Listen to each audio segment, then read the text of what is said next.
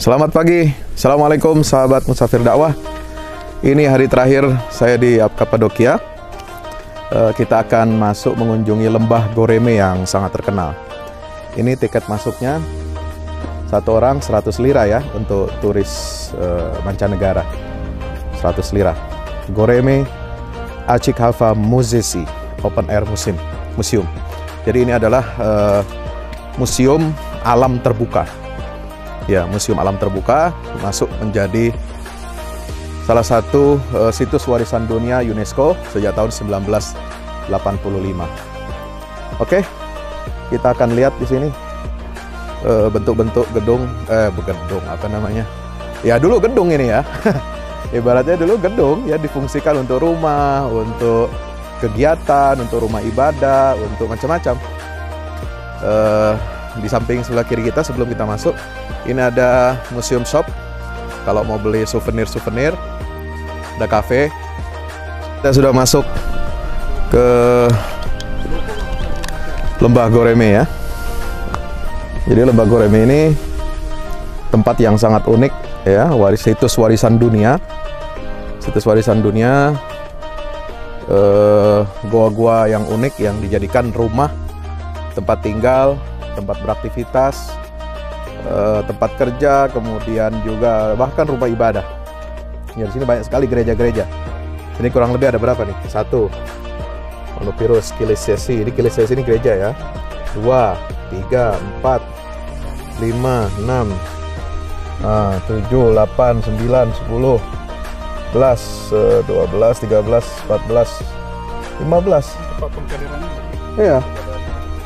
Jadi dari 28 titik lokasi yang ada di Goreme ini, itu 15-nya adalah monastery atau gereja secara umum. Nah, kita lihat di sini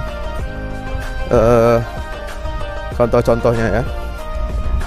Ini seni-seni lukis ya, lukisan-lukisan yang ada di dinding-dinding gereja. Ya, mulai dari ini atau Bethlehem, Journey to Bethlehem. Ini kisah tentang perjalanan Nabi Isa alaihissalam. Tapi tentu tidak sama dengan versi Islam ya. Ini sebagai contoh saja. Ini belakang ini, jadi inilah museum alam terbuka yang barangkali terbesar di dunia, teman-teman ya. Jadi dia bukan hanya sekedar batu-batu, dia ini sudah seperti museum karena mencatat dan mengisahkan sejarah peradaban manusia. Ini sudah ada sejak ribuan tahun yang lalu sudah terbentuk lembah Goreme ini. Tetapi kemudian baru dulu mungkin pernah dihuni oleh manusia-manusia purba ya, manusia-manusia zaman batu. Nah, kemudian di zaman peradaban modern itu mulai abad ketiga Masehi, orang-orang Kristen itu melarikan diri dari Romawi, kejaran Romawi, tentara Romawi, Konstantinopel dan sebagainya, lari ke sini di Asia Tengah atau Asia Kecil ya, yaitu wilayah Kapadokia, ini Nevşehir. Nah, ini contoh, kita lihat dulu sini lembah-lembahnya ya. Ini lembahnya banyak sekali tuh sampai ke dalam ya, luar biasa.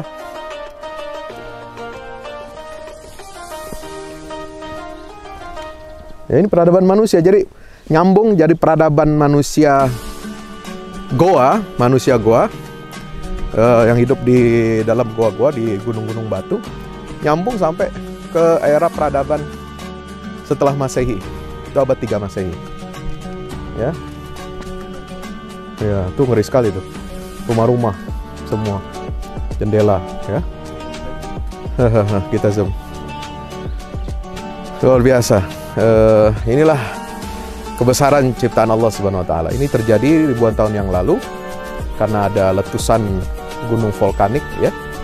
Letusan vulkanik yang magma lahar-laharnya itu terbang kemudian menimbun wilayah ini yang tadinya batu-batu biasa, lalu kemudian mengerucut ya, kena angin, kena badai, berganti musim selama ratusan tahun. Jadilah lembah yang indah dan cantik seperti ini. Ayo kita lanjut.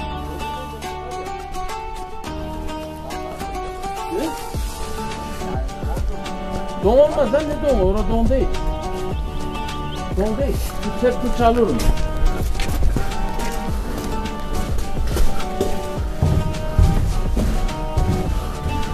Nah, ini contoh.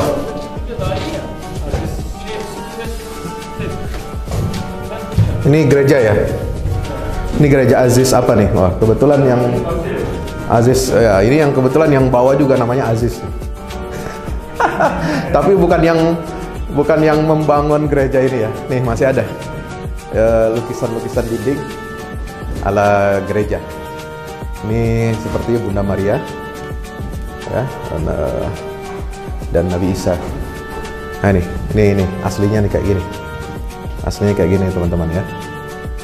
Ya itu digambar di sini. Sama di Hagia Sophia juga begitu.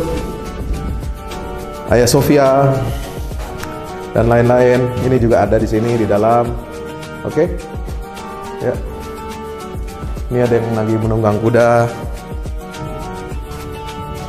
Ini gereja nih. Ada gambar-gambar itu. Good morning. Mozaik. Yes. Fresco. Fresco, not mosaic. Not mosaic. Fresco, yeah. Oh. Mosaic is, marble from marble. This is on the wall. Do you have a guide? I am official guide. Yeah, We are friend. visiting base point in Cappadocia region. That's why we highly recommend visiting the guide because this place, heart of Cappadocia, key of Cappadocia, by Christians' first monastic began here.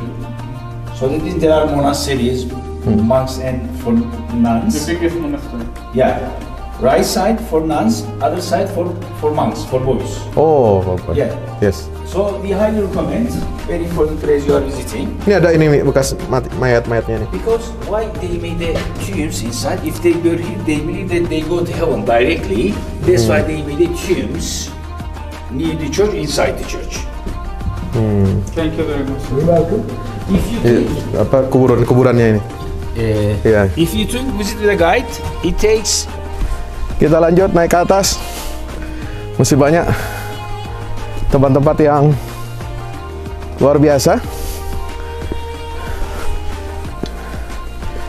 Ini betul-betul lembah. Naik. Waduh. Harus kuat nih lutut nih. Masya Allah. Tuh dari sini kelihatan keren ya.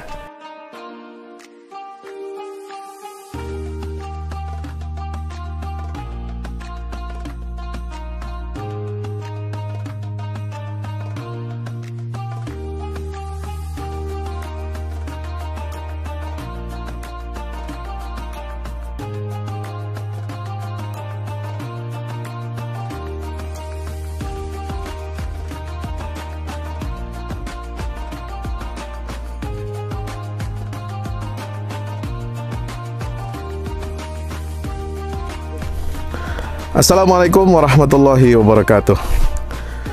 Subhanallah bihamdih. Subhanallahil azim. Subhanallah walhamdulillah. Wala ilaha illallah wallahu akbar. Wala hawla wala quwata illa billah al-aliyyil azim. Mohon maaf nih teman-teman, saya ngos-ngosan. Cukup lumayan jalan dari bawah ke atas. Ini udah hampir ada mungkin 100 meter ke atas ya dari lembah tadi. Dan ini masih ada lagi lebih tinggi lagi. Alhamdulillah kita berada di situs warisan dunia UNESCO yang paling terkenal dan paling masyhur di seantero Kappadokia. Inilah pusat daripada Kappadokia. Peradaban Kappadokia itu sudah ada dari 1800 sebelum Masehi. Ya, jadi ini sudah dihuni 1800 sebelum Masehi, ini sudah dihuni oleh manusia-manusia zaman dulu ya. Lalu kemudian seiring dengan waktu, dulu mungkin sudah seperti ini ya, karena ada ledakan besar dari dua gunung yang ada di Turki ini, Erciyes dan Hasan, sehingga magmanya kemudian larvanya itu menimbuni wilayah lembah yang ada di Kappadokia ini, sehingga jadilah seperti sekarang yang terbentuk selama ratusan tahun. Ya, di sini banyak sekali situs-situs Kristiani, ya, gereja-gereja. Banyak sekali. Nah, inilah barangkali salah satu dari peradaban Kristen yang cukup fenomenal yang ada di Turki ini. Jadi saya pun baru tahu ya, kalau sejarah peradaban Kristen di Turki ini cukup panjang dan cukup lama. Bukan hanya ketika secara resmi Kaisar Romawi, yaitu Konstantin, yang mendirikan Konstantinopel itu memeluk agama Kristen, kemudian menjadikan Kristen sebagai agama kerajaan, karena sebelumnya mereka adalah kaum pagan yang menyembah dewa-dewa, terutama dewa matahari. Nah, mulai itu salah seorang murid Nabi Isa, ya, yang dalam versi Kristen itu Yesus, itu adalah Paulus, ini menyebarkan agama Kristen dan membuat doktrin-doktrin Nasrani seperti yang kita kenal sekarang. Tidak seperti yang kita tahu, kita pelajari dari Al-Quran, bahwa Nabi Isa adalah membawa ajaran tauhid, menyebarkan tauhid ke tengah-tengah umat manusia, dan itu banyak sekali ungkapan beliau di dalam surah Maryam misalnya, Ataniyal kitab wa ja'alani nabiyya wa ja'alani mubarakan aina ma kuntu wa awsani bis salati waz zakati ma dumtu hayya. Ya, Allah telah memberikan aku Alkitab, yaitu Injil, menjadikan aku ini anak yang diberkahi, ya, lahir dari wanita yang suci. Kemudian Allah perintahkan aku untuk sholat dan zakat. Ya, itulah ajaran Nabi Isa alaihissalam. Kemudian di dalam surat Ali Imran, Nabi Isa tegas mengatakan, Ani'budullaha rabbi wa rabbakum. Sembahlah Allah Tuhanku dan Tuhan kalian semua.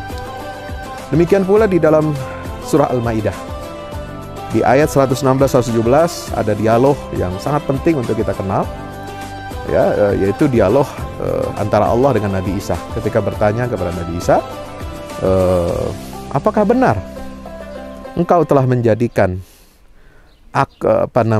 dirimu dan ibumu itu sebagai Tuhan selain aku, kata Allah Ta'ala. Maka Nabi Isa menjawab, maka nali an aqula ma laysa li bihaq in kuntu qultu faqad alimtah ta'lamu ma fi nafsi wa la a'lamu ma fi nafsik innaka anta 'allamul ghuyub.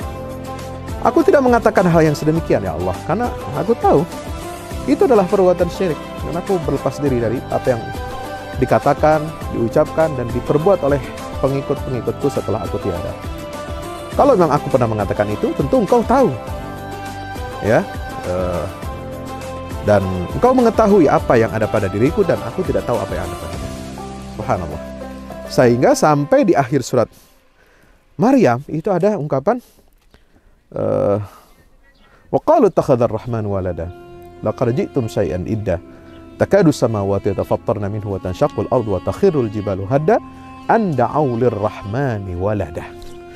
Takadu samawati yatafattarna minhu wa tanshaqqu al-ardu wa takhirru minhu al-jibalu wa takhirru al-jibalu tahuddu minhu hadda. Ya, jadi tidak mungkin Isa itu adalah sebagai Tuhan selain Allah, karena kalau ada orang mengatakan Allah itu punya anak, maka seluruh alam semesta ini marah dan murka. Langit terbelah, gunung akan bergetar, akan gempa, ya. Kemudian bumi terbelah, ya, akan hancur ketika mereka mendengar ada manusia mengatakan bahwa Allah itu punya anak. Apakah anak itu berupa Nabi Isa? Apakah anak itu oleh orang musyrik dianggap itu adalah sosok malaikat-malaikat, itu adalah putri-putri Allah? Atau yang lainnya yang mengatakan Allah itu punya anak dan keturunan? Nauzubillah min dzalik. Maka luar biasa, ini adalah peradaban manusia, harus menjadi ibrah, pelajaran buat kita semuanya, agar kita tidak menyimpang dari garis tauhid Allah Subhanahu wa taala. Dan sekali lagi, ayo kita pelajari sejarah dengan kacamata Al-Quranul Karim, ya. Pelajari apa yang ada di alam semesta ini, sebagaimana Allah Ta'ala berfirman, mengajak kita untuk berjalan di atas muka bumi. Afalam yasiru fil ard, ya, fatakuna lahum qulubun ya'qiluna biha aw adhanun yasma'una biha aw a'yunun yubsiruna biha. Ya, jadi kita diperintah oleh Allah untuk berjalan di atas muka bumi supaya kita mendapatkan pelajaran-pelajaran. Inilah pelajaran dari peradaban manusia yang pernah menghuni lembah Goreme di Kapadokia. Mereka adalah umat Kristiani yang lari dari kejaran kekaisaran Romawi. Nah, ini jadi pertanyaan saya. Apakah umat Kristen yang lari ke sini abad ketiga itu dikejar-kejar itu apa motifnya? Apakah mereka itu sebagai pengikut asli Nabi Isa yang setia dengan ajaran tauhid? Yang itu adalah salah satu aliran minoritas dalam agama Kristen, ya, Nestorianisme yang berpegang kepada paham monoteistik. Nah, apakah ya itu yang dimaksud? Ya, mereka ini adalah murid pengikutnya Nabi Isa AS yang berpegang pada tauhid. Karena itu dikejar oleh Romawi, dipersekusi, ya. Lalu mereka lari ke tempat ini. Ya, semoga dugaan saya benar.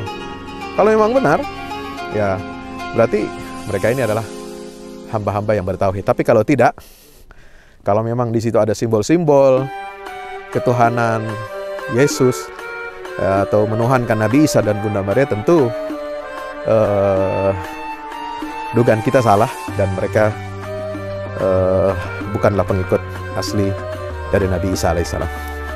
Tapi ala kulli hal, ya, kita harus menghargai, ya, keyakinan orang lain tanpa harus membenarkannya. Jadi beda nih, menghargai keyakinan orang, lakum dinukum waliyadin, tidak saling mengganggu dalam beribadatan, tidak mempersekusi dalam hal keyakinan. Itu beda sekali dengan kita membenarkan agama orang, keyakinan orang lain. Kalau kita membenarkan dan menyatakan agama atau keyakinan orang itu benar, berarti itu bertentangan, kontradiktif dengan keyakinan iman kita, tauhid kita, bahwa Islam ini adalah satu-satunya agama yang benar dari Allah Ta'ala. Sebagaimana firman-Nya, inna dina indallahil Islam. Ya, wa may yabtaghi ghairal islami dinan fala yuqbala minhu wa huwa fil akhirati minal khasirin. Satu-satunya agama yang benar adalah Islam. Siapa yang mencari agama selain daripada Islam itu, maka di akhirat dia tidak akan diterima di sisi Allah Subhanahu wa Ta'ala. Dari Lembah Goreme, Kapadokia, saya Musafir Dakwah Akhukum Fahmi Salim menyampaikan salam bagi kita semuanya. Ya, mudah-mudahan kita jaga selalu kesehatan, jaga protokol kesehatan. Sampai jumpa di bulan Ramadan, bulan penuh ibadah, bulan penuh berkah dari Allah. Assalamualaikum warahmatullahi wabarakatuh.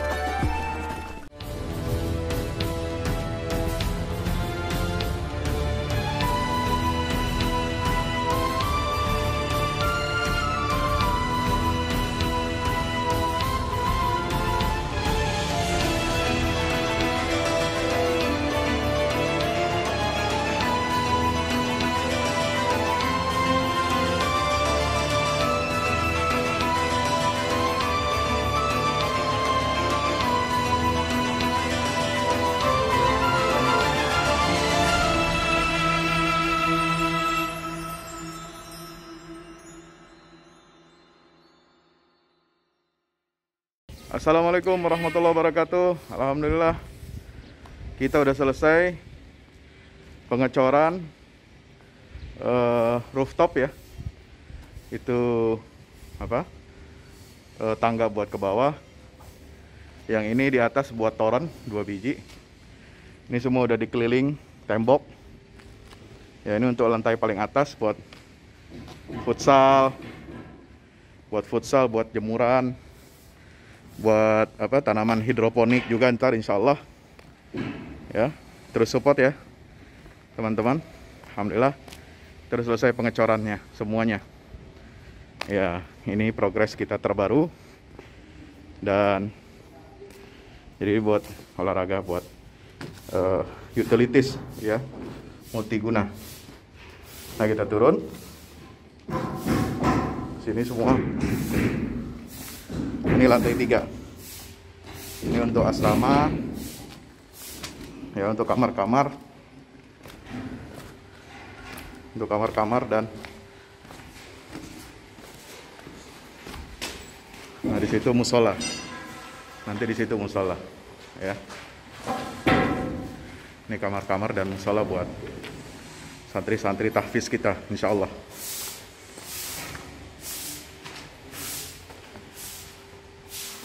Nah, ini lantai 2 kita turun.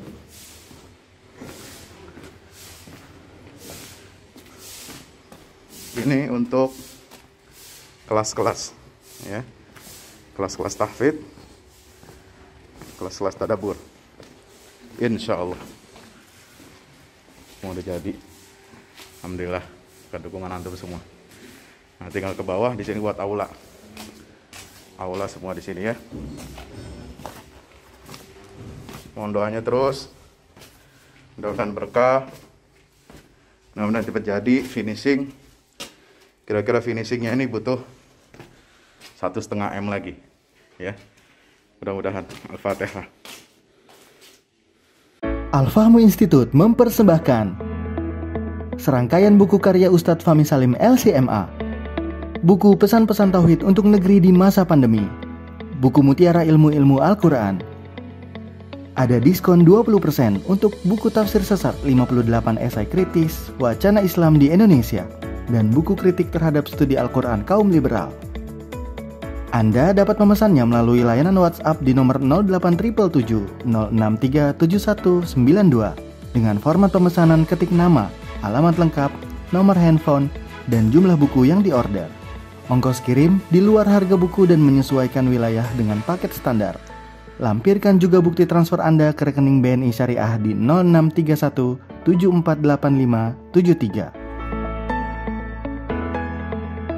Tunggu apa lagi?